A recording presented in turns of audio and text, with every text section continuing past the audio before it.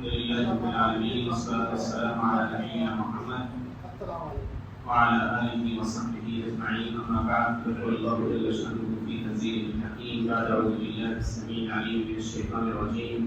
بسم الله الرحمن الرحيم. يوم لا ينفع مال ولا بنون إلا من أتى الله بقلب سليم.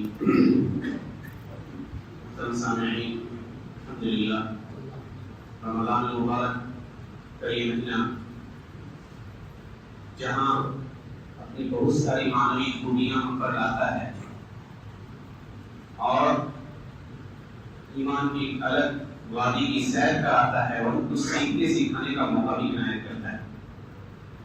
تو انشاءاللہ آج سے عصر کے بعد عقیدے سے متعلق کچھ دروس ہوا کریں. اللہ سبحانہ و تعالیٰ کا سب سے بڑا احسان یہ ہے جس نے ہمیں مسلمان بنایا اور اس احسان کی یاد دہانی اللہ مختلف جگہ قرآن کریم میں کرتا ہے.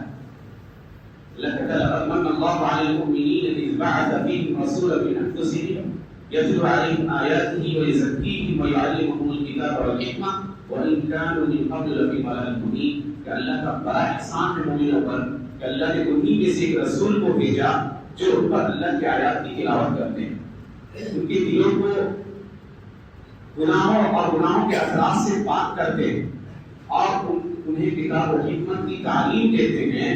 یقیناً لوگ اس سے پہلے بھلی بھی گمراہی نہیں ہوتے. آج کے اس دور میں جبکہ پوری دنیا کہتے ہیں کہ انسان کی مٹھی میں آ گئی ہے، موبائل کی شکل میں اور ٹیکنالوجی میں ایسی ایسی چیزیں ہمارے ہاتھوں میں لا کے رکھتی ہے کہ اگر انسان صحیح ایمان کا حامل نہیں ہے، اس کا عقیدہ مضبوط نہیں ہے، تو وہ آسانی سے شبہات و شبہات کا شکار ہو جائے. اسی لیے بارہ یہ خبریں سننے کو ملتی ہے کہ کوئی شخص دین سے منکر ہو جا رہا کسی شبہ کے اثر ہو کر. ایسے لوگوں کو یوٹیوب اور دوسرے سوشل میڈیا میں سنتا ہے جو لوگ ٹرسٹڈ نہیں، جنہوں نے علماء کے پاس علم نہیں حاصل کیا، چند کتابیں پڑھ کر جو گمراہ کرنے والوں کا ایک بڑا طبقہ آپ کے لیے یوٹیوب پہ موجود ہے.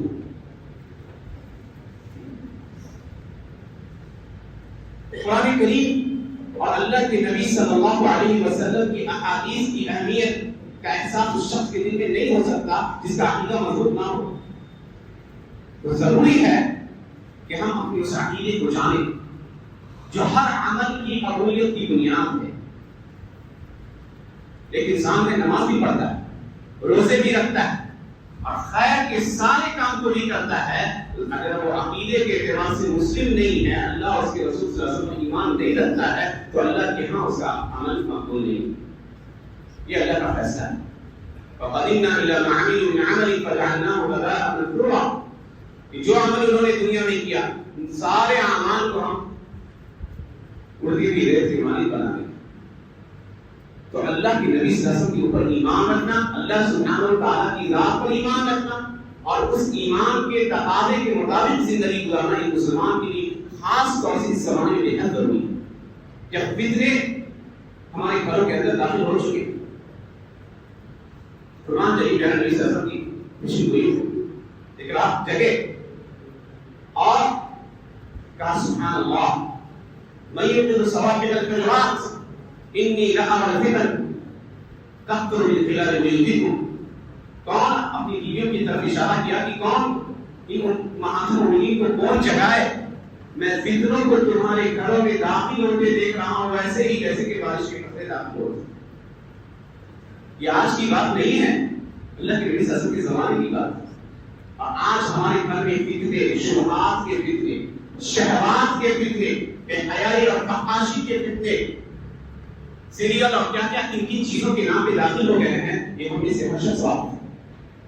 ان فتنوں سے بچنے کا سب سے بہترین ذریعہ یہ ہے کہ انسان اپنے عقیدے کو سیکھے، جانے کہ اس کا عقیدہ کیا ہے. کیونکہ عقیدے کی مضبوطی اور وہ عقیدہ جو انسان کو شبہات سے بچائے، وہی عقیدے کا حامل شخص اللہ کے نجات پانے والا.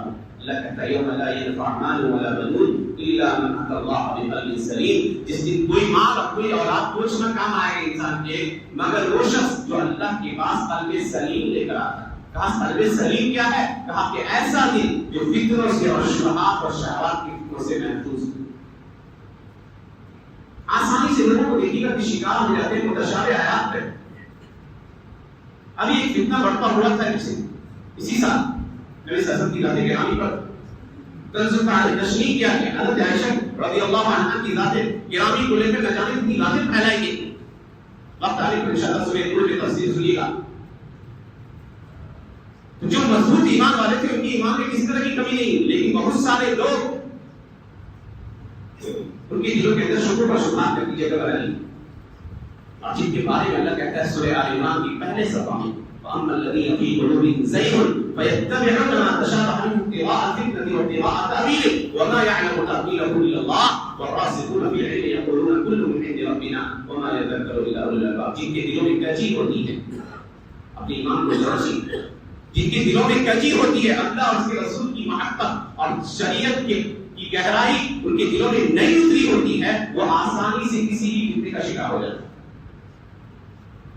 فتنے کا شکار ہونا ہوئے آپ کون ہوتے ہیں؟ آپ بابا ناس ہیں۔ چند باتیں جاننے کے بعد لگتا ہے کہ ہدایت کے ایسی منزل پہ آپ فائز ہو چکے ہیں کہ کبھی گمراہی نہیں ہوگی۔ گمراہی کا ڈر تو صحابہ کو لگتا تھا، آپ کی شکایت کرتے تھے اللہ کے نبی صلی اللہ علیہ وسلم کے بعد۔ تو سیکھیے اپنے ایمان کو، عقیدے کو سیکھیے۔ ایک بہت بڑے عالم کا ذکر آتا ہے اور شاید میں نے کبھی ذکر بھی کیا ہو، علامہ عبدالرحمن ناصر سعدی شیخ ابن عثیمین کے استادوں میں سے نہیں، ان کی تفسیر السعدی بڑی مشہور۔ ان کی زمانے میں ایک شخص تھا جس کا نام تھا عبداللہ القسیم، بڑا ماہر آدمی، اور اس نے ہندوستان میں آگے علم حاصل کیا کیونکہ اس وقت ہندوستان میں علم حدیث کا دور تھا۔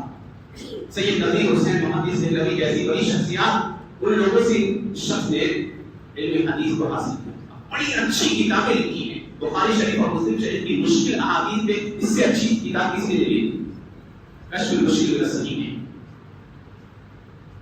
اتنا زبردست عالم کہ اس زمانے میں انگلیاں اشارے سے کہا جاتا تھا کہ امت میں جو زمانے کے سب سے بڑے عالم تھے تو کہا جاتا تھا کہ عبداللہ القسیمی۔ لیکن دیکھ لیجیے کہ انسان شکوک و شبہات والی جگہوں پر رہتا ہے تو کیسے شکوک و شبہات کا شکار ہوتا ہے۔ لکھا ہے شیخ سعدی نے، اور شیخ سعدی کا رد ہے اس شخصیوں کو۔ کہا کہ عیسائی پادری سے اس کی ملاقات ہوئی اور اس نے اس پادری نے اس کے دل میں کچھ ایسی باتیں ڈال دی اسلام کے تعلق سے کہ وہ شخص اسلام سے بھول گئے۔ ایک عالم اور ایک چھوٹا موٹا عالم مت گئی، اپنے زمانے کے بڑے علماء میں سے اس شخص کا شمار ہو، بڑے علماء میں سے گمراہ ہو گیا۔ اور اس نے لکھا کہ اسلام میں بہت ساری سختیاں جس کے اوپر رد کرتے ہوئے شیخ سعدی نے لکھا تھا فقال صاحب اللہ، یہ کتاب ابھی معروف ہے۔ تو یاد رکھیے کہ آپ میں سے کوئی سیف نہیں، تو عقیدے کو جانیے گا، سیکھیے گا عملاً و علماً، تب جا کے محفوظ رہ سکتے ہیں۔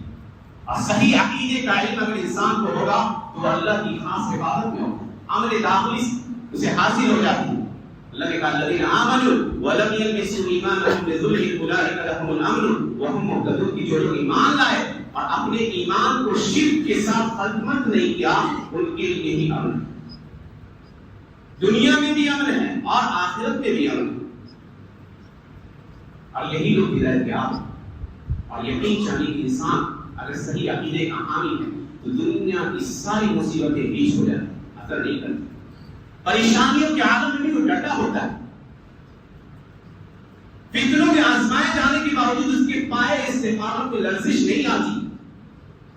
حضرت ابوبکر صدیق رضی اللہ عنہ جن کے بارے میں آتا ہے، تعبیر کہا کرتے تھے کہ ما فضلهم ابو بکر بکثیر صلاۃ ولا صیام ولا صدقۃ ولكنه فضلهم بما وقع في قلبه من اليقين، کہ حضرت ابوبکر کو صحابہ پر اس لیے فوقیت نہیں حاصل ہوئی کہ وہ بہت روزہ نماز کرتے تھے، نہیں، صحابہ میں بہت سارے ایسے لوگ تھے جو رات رات پر تہجد پڑھا کرتے اور دن دن روزہ رکھا کرتے، بہت سارے لوگ کو آپ گنا سکتے ہیں۔ ابوبکر اپنی کثرت عبادت کی وجہ سے رضی اللہ عنہ صحابہ پر فوقیت نہیں حاصل کی انہوں نے، بلکہ ان کے دل میں اللہ کے اوپر یقین اور اعتماد جو تھا نا وہی ان کو ممتاز کر گئے۔